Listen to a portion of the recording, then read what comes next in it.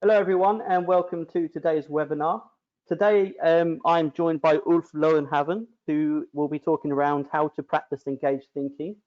In a moment I'll pass over to Ulf, but before I do I'd just like to let everyone know that there will be a poll question pop up on the screen during his talk, so please feel free to send your answer and click the answer during that. At the end we'll have a 10 to 15 minute Q&A where you can put forward your questions to Ulf.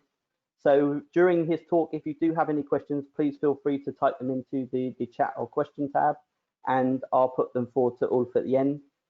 Any unanswered questions, if we run out of time, Ulf has kindly said that he'll get in touch, so I'll put them forward to Ulf after the talk. So without further ado, I'll now pass over to Ulf, who can go into his presentation. Well, thank you, Paul. And good morning to you all, or good afternoon, or good evening, depending on where you are. My name is Ulf Löwenhav. I live in Sweden, where we're now famous for various things, but except for IKEA, we're also famous for being a bit contrarian in terms of the pandemic. And we are not locked down. And as a matter of fact, we work pretty much as normal, visit the offices. We just keep a bit of a social distance, but judging from where we are, things are just slower, but we seem to be doing okay. So this is midday in Stockholm, so I'll start talking about engaged thinking, how to practice engaged thinking. And I thought I'd just give you a little bit of a background what I mean by that. And this actually comes down to studies that I've done. I'm a little bit unusual in that I'm a practicing academic, meaning that I teach at a university here, Stockholm University, but I'm also a investment banking practitioner. So we have a small firm here doing corporate finance with offices around Europe. So I try to combine these things. And in my studies, where in particular I've been looking at management and boardroom behavior in terms of doing major financial decisions, I've come across that people not only make sometimes bad decisions, but they don't seem to be that engaged in making the decisions or actually running the business. So I'm actually thought more about, how do you get people engaged, or why are they not engaged, rather than the decision themselves. This is quite closely related to behavioral economics. And I've actually asked Paul, that manages this seminar, to send out a poll question relating to the most sold management book in the world, called Thinking Fast and Slow. And it's written by Daniel Kahneman, who is a professor at Princeton. He is a psychologist and statistician, and he wrote this book, and the book is amazing. And if you haven't read it, you should read it. It's not that easy to consume. It takes a little bit of power and strength to go through it. But it's actually the most sold book in the world that's not been read generally. And the reason I can say that is that Amazon knows from Kindle and so on how many, if people actually finish the book, and people normally don't, but it's an amazing book. If you haven't read it, you should. So Paul will come back. Please answer this poll, and Paul will come back with the results later on. So engaged thinking, what do I mean by that? Well, I think the best comparison is actually to think about almost like an engine.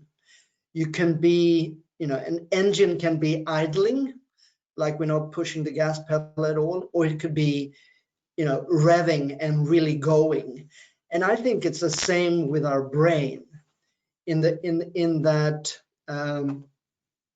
you are not that clever when the engine is idling, and you can be very clever when you really think about something really, really hard. And that's why we usually come up with clever solutions when we have to come up with a solution, when we are in a difficult spot, because we use our brain. But we're not always doing that. So this is what I mean by engaged thinking. And later on, I'll get into how you can become an engaged thinker, how you can actually use your full brain capacity.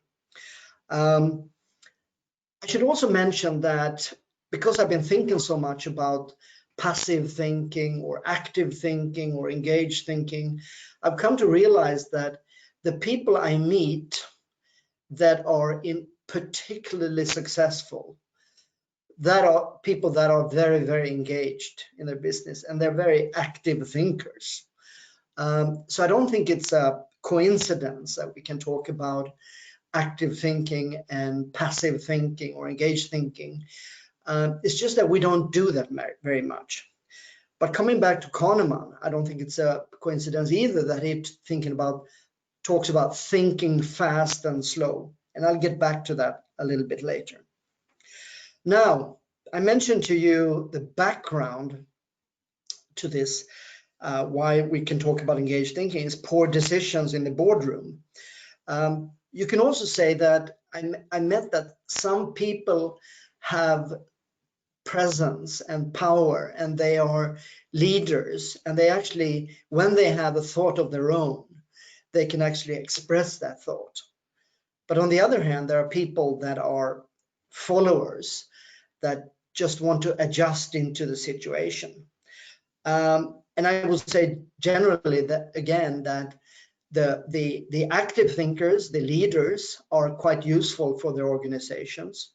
And the passive thinkers that want to be socially fit in, they are maybe not as useful. Maybe they care more about their own position than about the company. And maybe they care more about being re-elected to a board of directors or keep their job. So to a big extent, it's about a social challenge.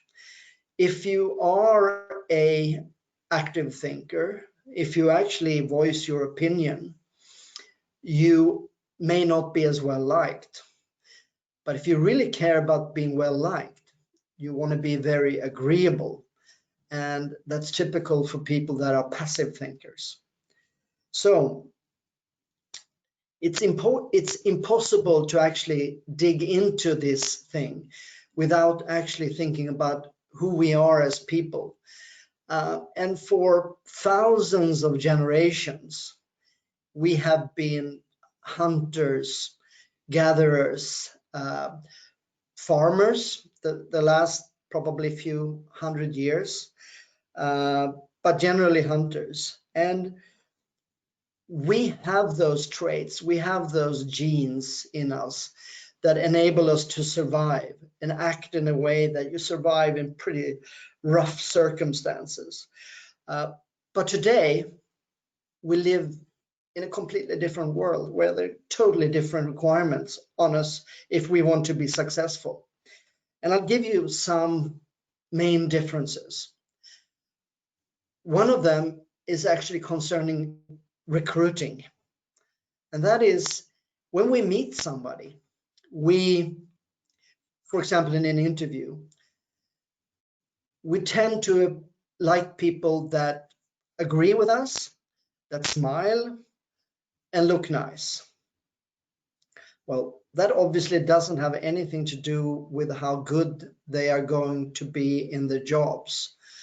But going back a few generations, our only way to survive if we met somebody on a path in the woods could be that actually to judge from appearances. And this is what enables us to survive. But it also means that we're very, very prejudiced. And it means that we a lot of times hire the wrong people. We make the wrong recommendations about who our firm should be hiring. And I think, for example, for orchestras, philharmonic orchestras, increasingly they hire people without allowing the jury to see the person. They just want to listen to what they can play rather than what they look like. Because if we actually see the musician, we actually make up our mind whether they are good or bad. So these are two sort of things. We have a, if you like, a burden from the past whereby we like to judge people from the way they look. And that's not very useful today in our typical jobs. The other one is our ability to judge trends. If we walk in a forest, we can hear like somebody breaks a branch, or there is even some leaves moving, or we hear noise from very far distance. So we're trained for that. We have the genes for that, or capacity for that. But in today's environment, if we want to be able to do our jobs, we are supposed to be actually doing analysis over the internet. We're supposed to be looking at our competitors or follow our customers or suppliers over the internet, reading data, and we're not very good at it. I mean, usually the information is always there, but we just don't look at it because we're not trained to do that. And actually this COVID-19 or the pandemic is an example of that. I mean, going back, the information was there that with the increasing number of travels and people, or an inability to stay away from people, there was almost like a fact that we would get pandemics. But still, when we get it, we're not prepared at all. Very few people made that judgment. So, and we even call it a black swan, something that happened that, you know, we never thought could happen. That's not really true. It's not a black swan, it's a white swan. It was going to happen. We're just not good at doing something about it. And it's actually the same with corporate debt. In my own research, I looked for years on increasing debt levels, increasing indebtedness among European corporations. And you know, I thought I was probably quite stupid because I thought it was a risk with increasing debt. And when I asked important people about this, they all said, well, we don't have that much debt compared to our competitors. Well, that's not very important, or it's not even very clever, because we can see now that when business is slow, debt or interest payable is not that great. And it's not a black swan either. It's just that we're not very good at making the analysis and taking and actually react to situations. The third one I was going to mention is you know, our ability to be agreeable.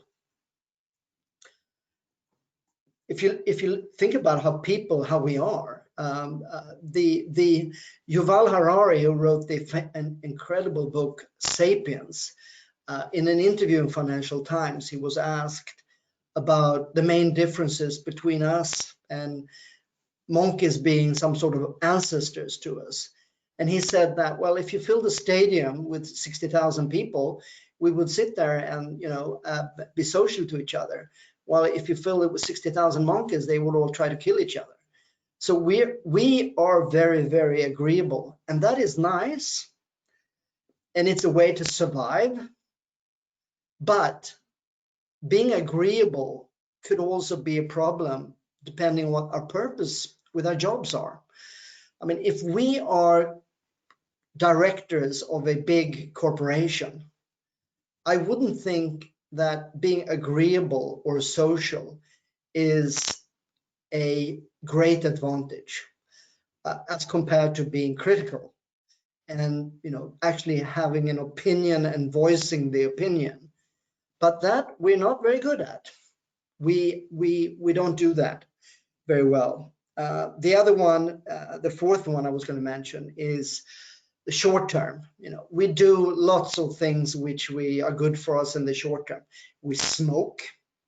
We pay to have our bodies tattooed, or you know, lots of things which we know are probably bad for us if we think about it in the long term, but we still engage in it, and that is a weakness. But it also comes back to our, you know, which hunters survived? Well, they were the ones who actually could concentrate on doing something which was good for that day, gathering food, without thinking about the long-term consequences. So these are, you know, things that we carry with us, and then thinking about how the brain works. It's actually the fact that thinking is very hard to do. And that's why our brain, most of the time, is idling. So when Kahneman wrote the book, Thinking Fast and Slow, thinking fast is what we do most of the time. We react to things without being active thinkers. So when I said that, recruiting, yeah, we think fast that this is somebody who we really like and that should work in our firm. We're overwhelmed by emotions about how nice this person is. And it's the same thing about, you know, somebody being agreeable. And why we are agreeable is that we want to be liked. So that's also an emotion that we like. We don't want to say things which will create bad emotions. So when we say thinking fast and slow, being fast thinkers is that we use our emotions to control ourselves. And it's very easy to be a fast thinker, and our brain is idling, and the brain is doing lots of things at the same time. I mean, for example, if this room all of a sudden started turning cold, the air got cold, I would notice that because there's some part of my brain controlling the temperature. The problem with reacting or being controlled by emotions is basically that it's not very precise. We make a lot of bad we may take a lot of bad decisions. The opposite to being a passive thinker or thinking fast is actually thinking slow. And what I mean by that is actually we don't want to think slow, but that's what happens. And that, if you ask me what is 5 times 5, I know it's 25, and I can tell you that very fast. But if you ask me what is 289 times 312, I will be able to tell you that. But the thought process is going to be hard for me, and it's going to consume energy, and it will take a little while. So I'm quite slow at that. I can notice myself that a lot of time go from thinking slow to thinking fast. If I walk around talking on my telephone and I'm talking about somebody and somebody says, you know, do you know the road to there and there? And I say, yes, I do. That's fine. I'm thinking fast, and, you know, it's not very hard. But if somebody asks me a question that is difficult, I will stop, because I realize I can't probably walk and think hard at the same time. I need to concentrate. And this is where I'm really thinking and engage thought. Now, the difference is that my answer will be quite precise, because I will use my full brain capacity to actually come up with a decent answer. And that's quite useful. So I think that this is coming back to Kahneman, and I think that you know, if you haven't read the book, you should do that. And I'm going to ask Paul to maybe provide us with the poll responses. Yep. Okay. Also, I've got the results here. So we have had 10% say I have read it, 11% say I have read some, 15% say I plan to read it, it's next to my, 9% say I know about it but will ignore it for now, and 55% say I have never heard of it. So I'll pass it back to you. All right. Thank you very much, and that's probably a thing for the book came out probably close to 10 years from now, and Kahneman got the Nobel Prize in, I think, 2004, and one of the things, particularly you who are interested in finance, I think you will find particular interest in it, because it's actually a finance book, so an economics book, but he's not an economist. He's more of a psychologist, and he's very good at statistics. So he's actually a person who actually is able to study what goes on around him, and actually use that and make very good academic analysis. So 55% of you who never heard about it, maybe you should find it and read it, particularly in these days where a lot of you may have more time, not when you sit on airplanes, but probably when you have time to read at home, maybe because you don't have to travel much to and from work. But I would advise you to actually take the time to read it, not just read it for 4 minutes before you fall asleep, but actually sit down and read it.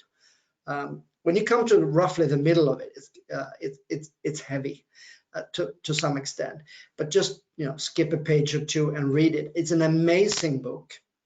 I remember I've read it, but not that carefully. But then I was going to use it as literature in one of the courses I teach, and I had to read it a bit more carefully. At that time, I was actually hiking with my wife and some friends in Cornwall, and every afternoon when we came back, I sat down for an hour or so and read chapters in it. And the thing is, it's so crisp and so clear about human behavior. So I gradually realized that I was surrounded by, I wouldn't say surrounded by idiots, but I would say I was surrounded by people who were not very active thinkers. And it actually came to a point where I would become more and more critical during our discussions at night over dinner. And that's because of the influence of Kahneman. He makes you think, and he makes you become a better thinker. And he makes you actually realize that being a careful thinker is very beneficial for you.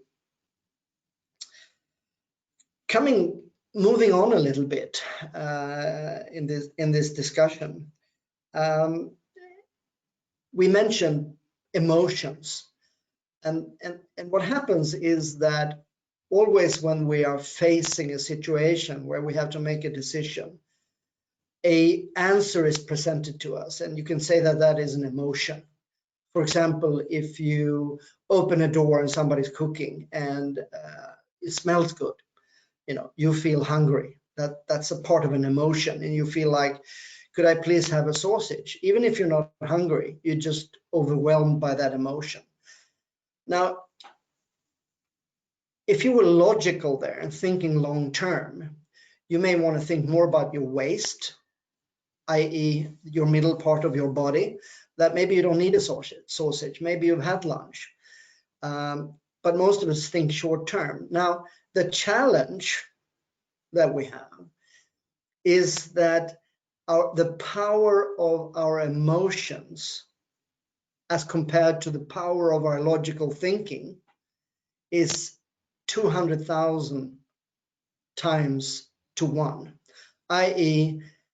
it's very difficult to think logically when the emotions, the power of them are 200,000 times stronger. It's almost like a losing battle, and that's why we can't just take the decision which is presented to us, which is eat the sausage, or take the recommendation somebody's giving to us because they say it's good. That actually go back and try to be logical. No, I don't want to eat this sausage because I'm actually realize I'm not hungry. I've had lunch and it's bad for me. Or I'm not going to take this cigarette right now because it's bad for me. And it's the same in the boardroom. No, we're not going to make this investment because everybody else is recommending it. I'm going to fight this emotion to agree and be social. I'm going to say that, okay, it sounds interesting, but I'm not going to support this decision. And this takes practice, and it's actually very hard, but it helps. And this is what I, in my own research, and thought about, why do we end up with emotions? Why do we end up with proposals to us that are bad? And I've come up with a couple of areas that we more or less need to understand. And I'm going to go through them. It's actually, in this case, I brought up today 4 areas that I think are useful. They are myths, tribes, power, and narratives. And I'm going to start with the first one, which is myths. And myths in academia is not really what we think about, like urban legends, where somebody says something which is obviously not true or obviously fake. A myth is more of a man-made construct. And I hope I don't sort of agitate anybody when I say that a religion is typically a myth, i.e. somebody's provided a written explanation or a story about, you know, where we come from and how we should be and behave. The world is very, very complex, and a myth in this form, somebody who's written down the reason why we are here, enable us to actually get out of bed every day and do something. Because if we do that, things will go well for us. So we have some sort of faith, but this is considered to be a man-made explanation. And what separates a myth from a legend or a fable or history is actually that a myth is something which is credible, something that we believe in. And for those of you who've studied finance, which I think if you're an MBA, you probably have, if you think about the basic financial theories, like the capital asset pricing model, or some theorems, they are myths because they are a simplification of something which is very, very difficult. And we can see that even if we take our MBA and we study finance, and even if we get our master's degree in finance, or even our doctor's degree in finance, still doesn't make us understand the world. We know the theories, and we're probably getting closer to some sort of understanding. But it's just look at our ability to forecast the stock market, and we will see that we don't understand the world at all. So those are myths. And why I bring up myths as the first important part to try to understand is actually when we are engaged thinker, we can spot myths. When somebody says something in the boardroom or in a management discussion or, you know, over family dinner, if we can spot a myth, if we can actually say that what you say now and you present as a fact is actually simplification. And to some extent, it helps us understand things, but we can't rely on it. We have to remain critical thinkers. So our ability to spot myths as compared to spot eternal truths help us actually see through arguments. So myths are very, very important. The second thing which helps us see the structures is tribalism or tribes. And again, we love to belong. And I mean, I can only go to myself and see that I wear a particular watch brand, and probably like to identify with that brand because it implies success. So I wear that watch. I mean, I don't need a expensive watch to arrive in time for a meeting. It's probably be better to have a cheap electronic watch. But I wear this Swiss watch because it's a symbol of status, and it also is part of my tribe. Want to belong to a tribe of success. And it's the same with probably the car I drive or how I dress. And we do that all the time. Now, we can also find in a boardroom, we can find tribes. People went to the same university, have the same education, maybe they play in the same golf club or whatever.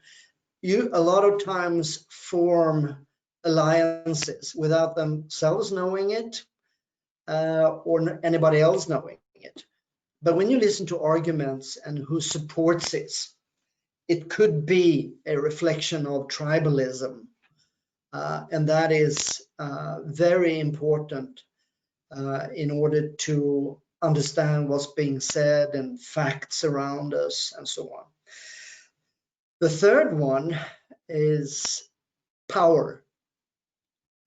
And those of you who are interested in the area of power, actually, when I started my doctoral studies, I went to a quite well-known professor who I was going to ask to be my advisor. And we talked about boardroom decision making. And he said, it's all about power. And I didn't know what he meant by that. But I think the area of, if you look at power from an academic perspective, I think that while myths may be almost religious studies and tribalism may be anthropology, I think if you come into power, then you're into philosophy. And those of you who heard about the French philosopher Foucault, he's very, very interesting. He talks a lot about the power of the state, how we're being followed and watched. But is it easy to understand him? No. I mean, I read some of the books and I can honestly say that I don't understand the first thing. I think it helps. It's no coincidence that he's French. I think it helps to drink red wine. And if you try to understand him, it's tricky. But he's probably right. I tried to sort of divide power into different levels. And in my book, I talk about first and second, third, fourth, fifth dimension of power. The first one would be simply when a parent tells his kid, don't do that.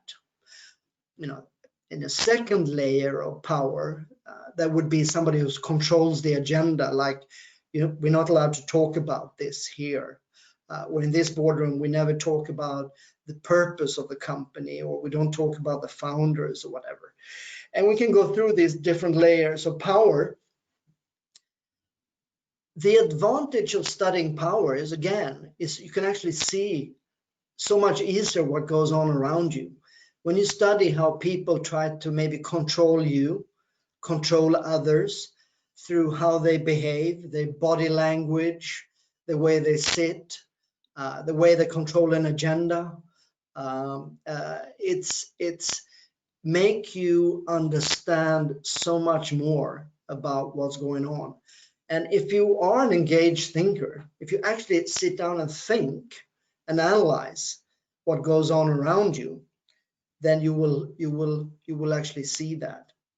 The fourth one I was going to mention to you is narratives. And narratives has to do with, for me, it's a simple explanation of where we're coming from, where we are, and where we're going, and how we tell that story.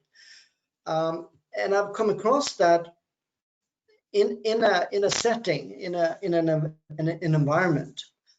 People have different narratives.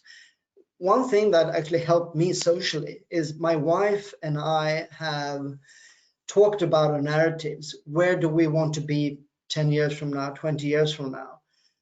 And that is sort of aligning our narratives.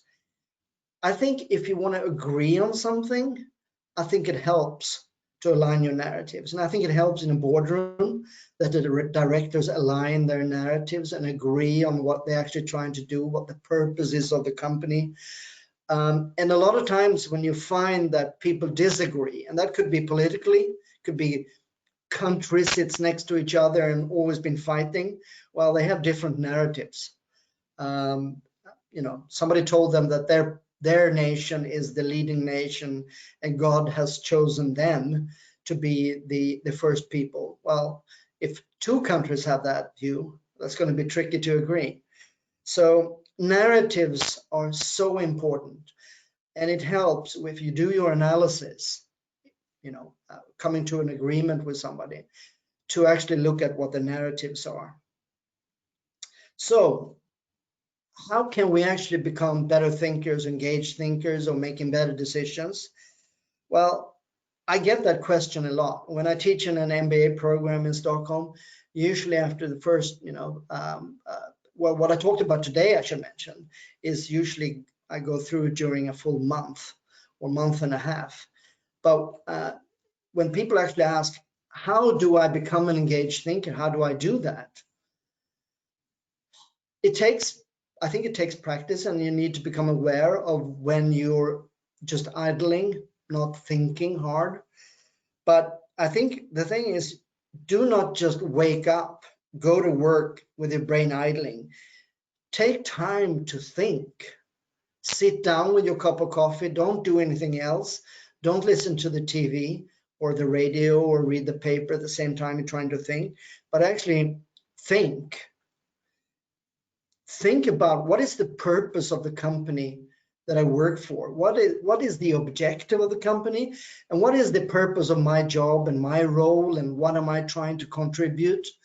And what is, who are the important stakeholders that I'm trying to assist or enable? Those are very, very important things.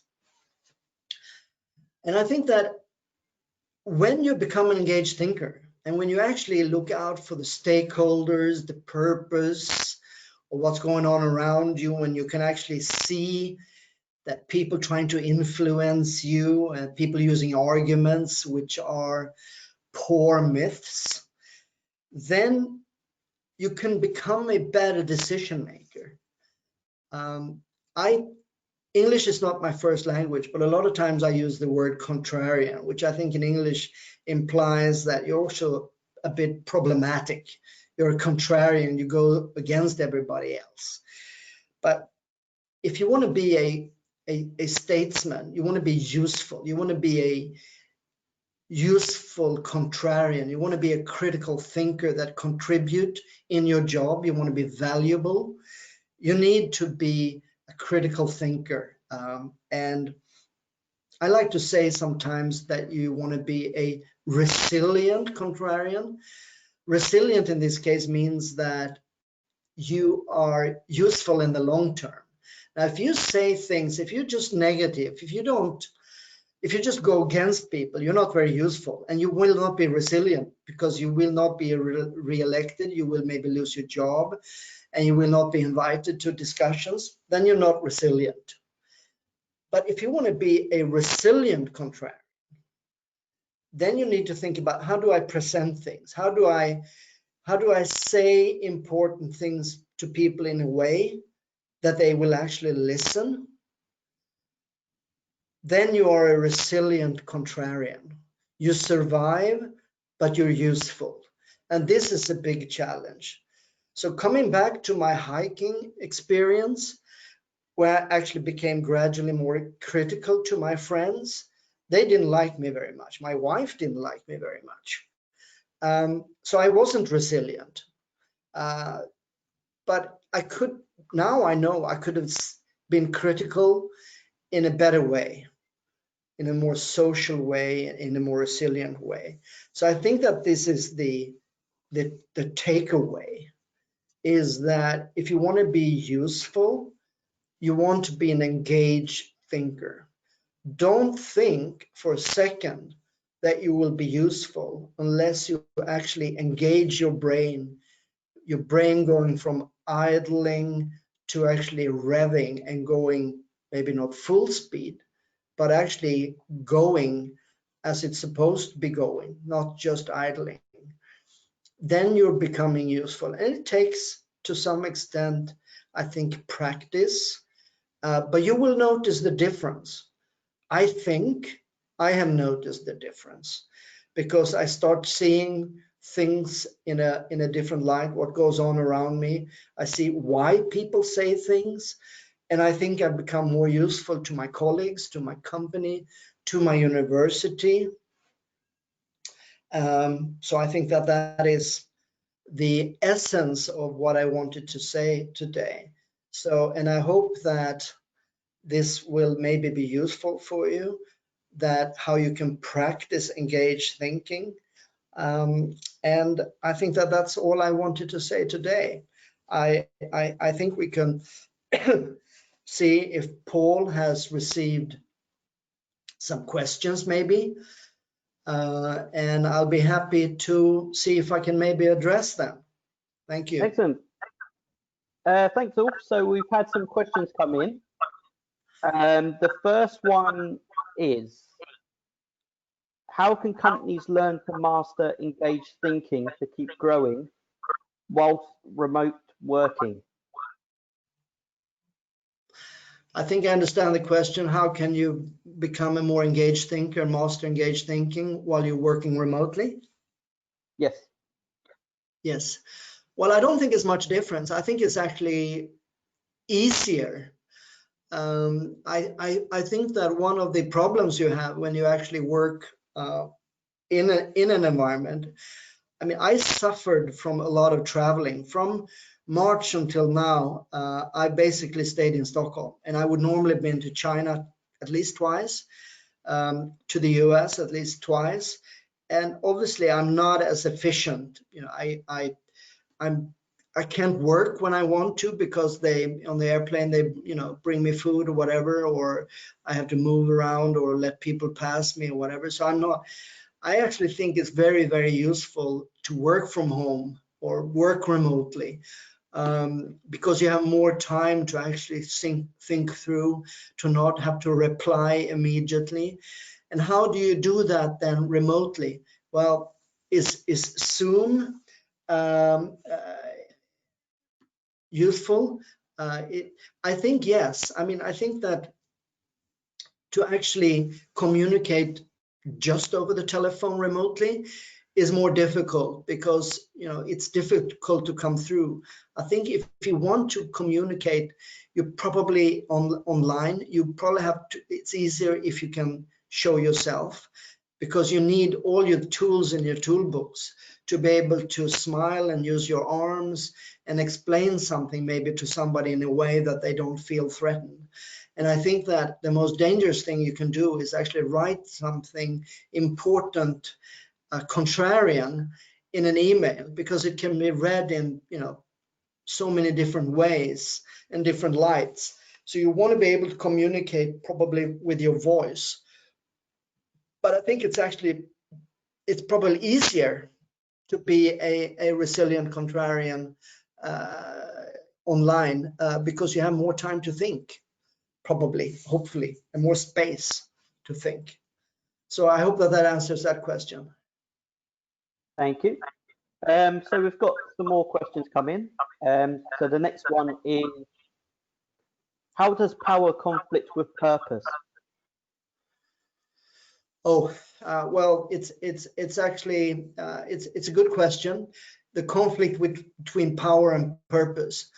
I think that again, you really need to go through, you know, the purpose. A lot of times people mistake that, you know, people sign up to be directors or sign up to take a position without really being sure about the purpose of what they're doing. You know, what's the purpose of this organization and so on. And I think that is important to do.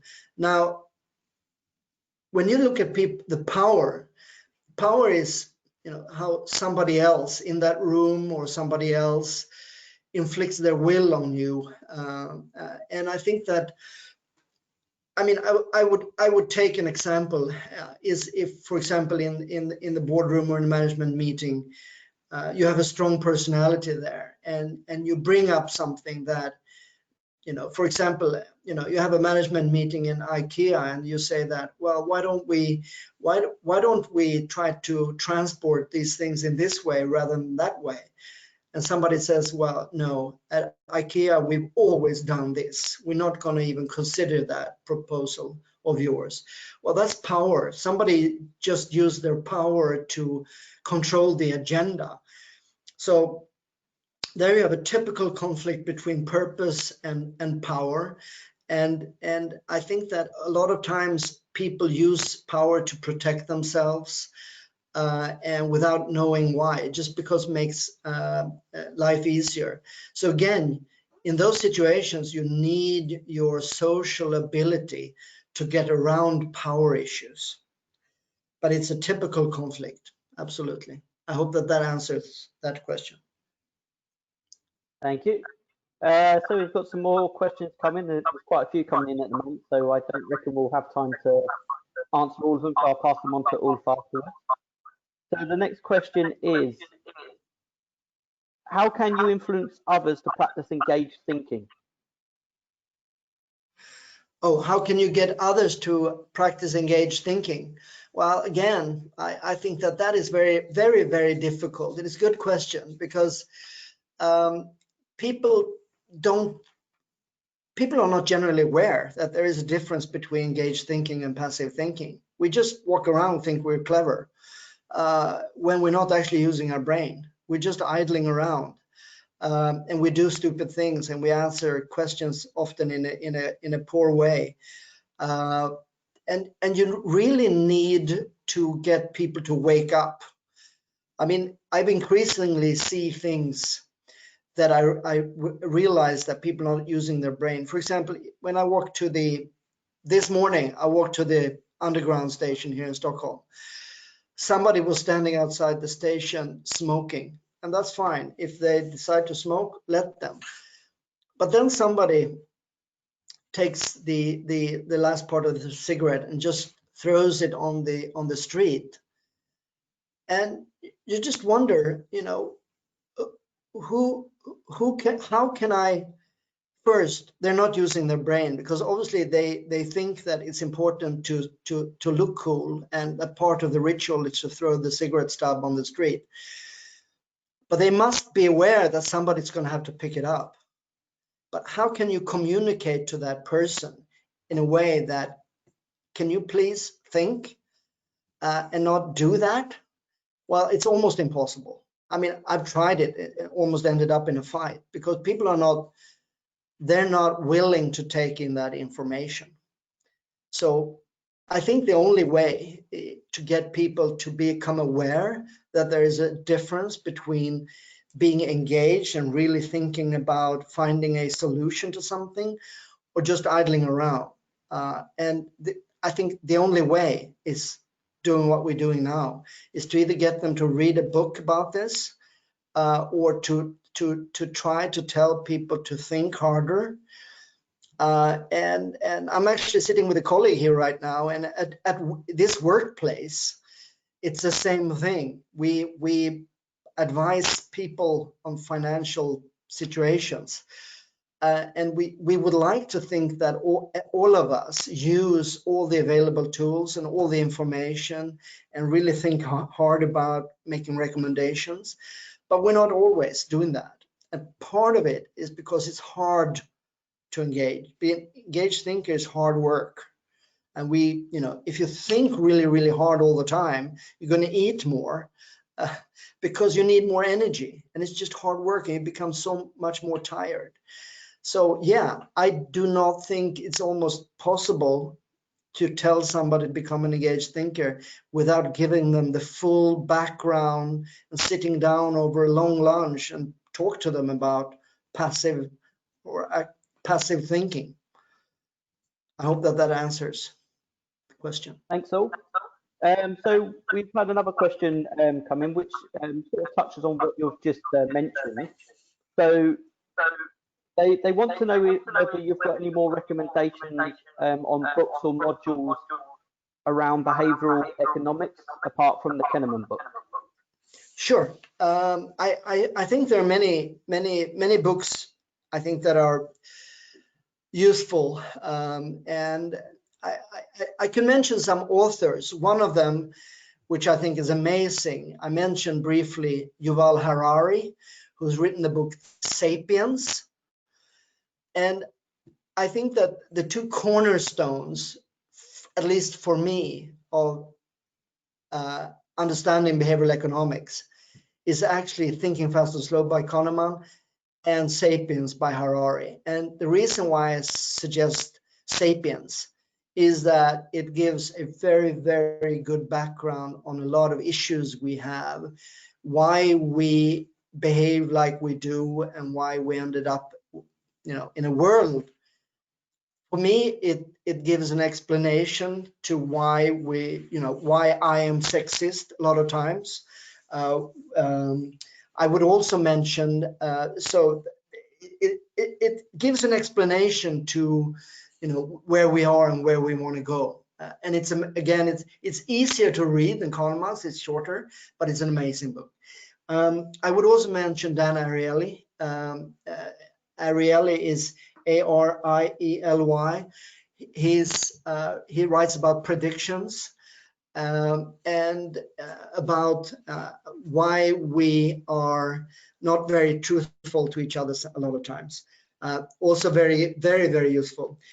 Richard Thaler got the Nobel Prize. He's written about the foundations of behavioral economics, and he's again very useful. I thought a lot about, and Robert Shiller got the Nobel Prize, so he's written it really well. And in some of his books, he talks about things like symmetry. Why do we hate change? Well, it's because we like things to be symmetrical. If something changes, it's not symmetrical anymore, and we just want to simplify things around us. The last one I was going to mention, which I think is amazing, it's a Harvard professor called Max Bazerman, and Bazerman is Bazerman. He's in an area which I really like, which is called it's blind spots. Why do we make so stupid decisions? Why don't we even think slightly before we make decisions? Well, he says a lot of times it's just blind spots. We just pass that area without having one active thought, and we make really, really poor decisions. I think that those are important names, and I think that once you start reading behavioral economics and gradually think about it, you will realize that one of the weaknesses of modern finance is that we like finance to be rational. We, just like in physics, if we turn the temperature of water up, it'll start to boil. We know that at 100 degrees Celsius, it will boil. If we turn it down right at 0, it will freeze. It will become ice. We know that. But with finance, we don't have anything like that. But we like to think that finance is like the physics, that if a company makes more money, the share price should go up. Well, it doesn't. It's controlled by other things. People may not like the name of the company or may not like the looks of the CEO. So it's not, finance is not an exact science. So when we talk about behavioral economics, I think we're going away from the thought that economics and finance is an exact science into something which is really far from it. It's more of a social science. People take decisions for various reasons, and it's very soft science to that extent. And so I think that answers the question. Thanks, Ulf. So we've got another question. We've got loads of questions which have come in. So unfortunately, we won't have time to answer them all, but I'll pass them all over to I'll take one more question. Yeah, so the question is, how would you advise to overcome the tribal obstacle, sometimes the tough one in the boardroom? Yeah, so I think first of all, tribalism is interesting because once you start thinking about tribes, and you can see that you're yourself so important for you to show which tribe you belong to. How you dress, for example, is giving everybody on the bus in the morning a signal of which tribe you belong to, what kind of expensive suitcase you have or whatever. And I even here in Stockholm, it's a well-known lawyer who once came up to me as I was walking. I knew him, but he was kind of funny guy, and he came up to me and said, I could see from afar that you had a very, very expensive briefcase. So I knew it was had to be somebody I knew. Well, that's tribalism, because he's basically saying that, you know, I also make money. So we're part of the same tribe. Now, how do you overcome tribalism? I think it's just by understanding. I mean, if you can understand why people support each other, maybe it helps you in your own arguments, what you have to look at, or maybe which argument not to use. I mean, if you know that people your fellow directors got their MBA from University of Chicago, maybe you want to use you may want to use numerical evidence rather than social evidence, because they're not going to listen to you unless you can actually prove something mathematically, for example. So I think my colleague here tells us that we're running out of time. So I think Paul very kindly agreed to pass on questions, and depending on how many questions there are, I'll try to answer them all. So what do you think, Paul? Should we That's perfect, Ulf. So we've had lots of questions in. So like I said before, I'll pass them all on to you so you can get in touch with everyone. Just so everyone knows, this is being recorded. So a week from today, everyone will receive an email to access the recording, which you can listen to again and take some notes. Just before we go, I'd like to say that our next webinar is on the 4th of August with Richard Maddox, and he'll be discussing how to boost your energy in work and life, and that's taking place at 12 to 1. So inside the chat function, I've added in links so you can see every webinar we have until now and the end of the year. So if you want to register for any more, you can simply click on the link and see all those. Just before we go, I'd like to thank Ulf again for taking the time for an excellent session. Lots of great insights, and obviously I've got a lot of notes for myself to take away from this, which is fantastic. So thank you again, Ulf, and I look forward to seeing everyone on a webinar shortly. Thank you.